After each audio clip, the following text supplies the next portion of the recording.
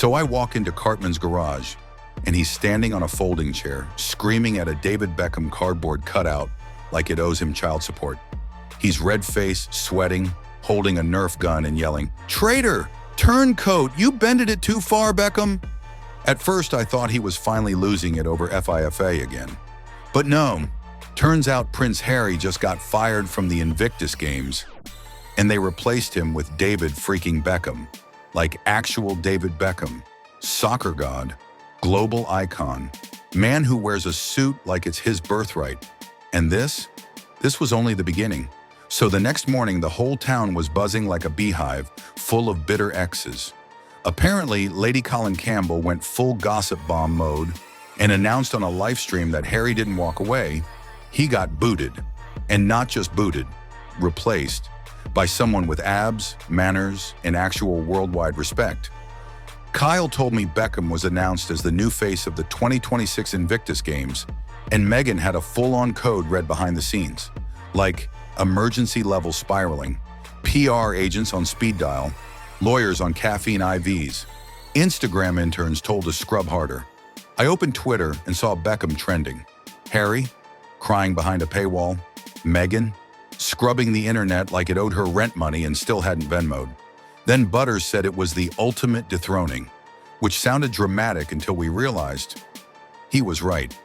This was like Harry's final shred of credibility, his last global leadership thing, and he just lost it to a man who sells cologne and smiles in slow motion.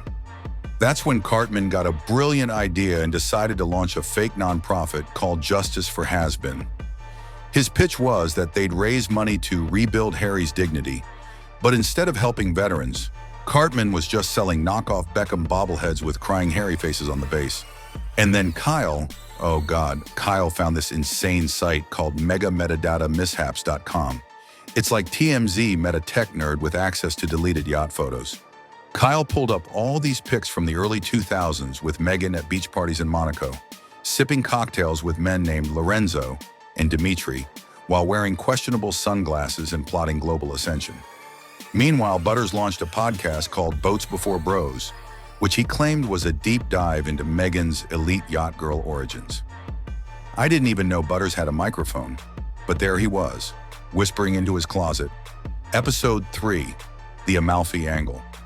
And Randy lost his damn mind. He set up a pop-up tent outside Whole Foods and started selling veteran support merch.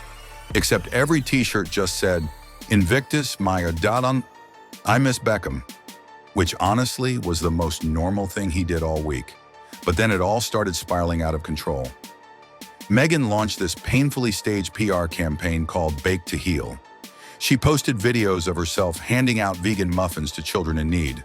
Except one of the kids was obviously Cartman in a bonnet, holding a muffin and muttering, "Where's my appearance fee, Deek?"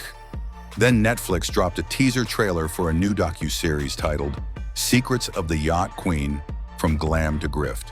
It was like an expose narrated by someone who sounded suspiciously like Sir David Attenborough, but drunk. It had deep-faked clips of Meghan saying stuff like, "I didn't climb the ladder, I swam to it, with pearls on." Meanwhile, I somehow got locked in this dumb escape room thing downtown called the Charity Accountability Simulator. It's supposed to teach kids financial ethics, but I'm pretty sure it was just built to troll Meghan. Each room had a new scandal you had to unlock. First, Spotify nicknames. Then, the Epstein overlaps. Then you spin this giant wheel labeled Delete Instagram History.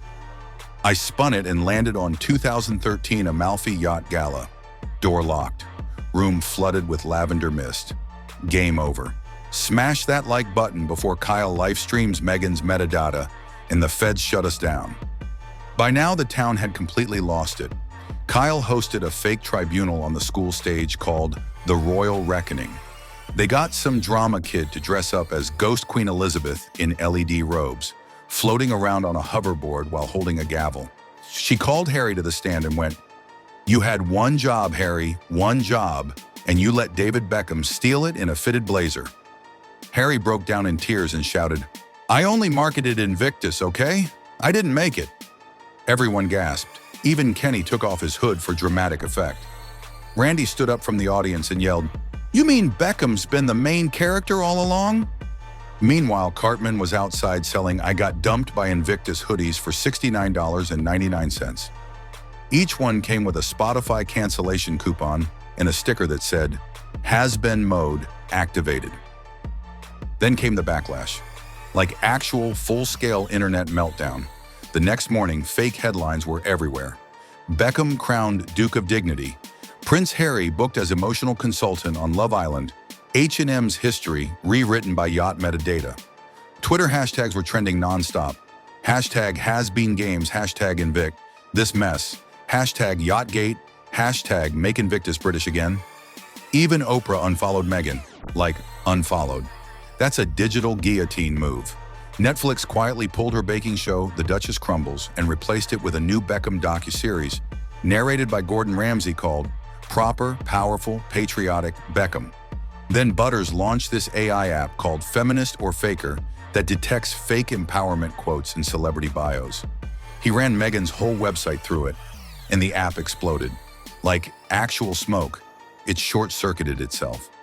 So yeah, by the end of the week, I was just sitting in my room, surrounded by shredded press releases, trying to process the damage. And I realized something. You can't trademark authenticity. You can't rebrand realness. And if you try to delete your past, the internet reposts it. In 4K with AI-enhanced zoom. Especially when you're married to a guy who just lost his last respectable gig, to David freaking Beckham. Cartman walked by wearing a red hat that said, "Make Invictus British Again," and sipping rosé out of a candle jar. I told him to shut up, and he said, "I will not be silenced, Stan. I stand with Has-Been." Randy applied to be the next Invictus spokesman because he says he's emotionally adjacent to veterans. His application had a selfie, a beer coupon, and a rant about quinoa. Kyle was already deep into his next theory, something about how Princess Charlotte is the secret heir to Beckham's public appeal, and that she's forming a youth monarchy on TikTok called House of Slay.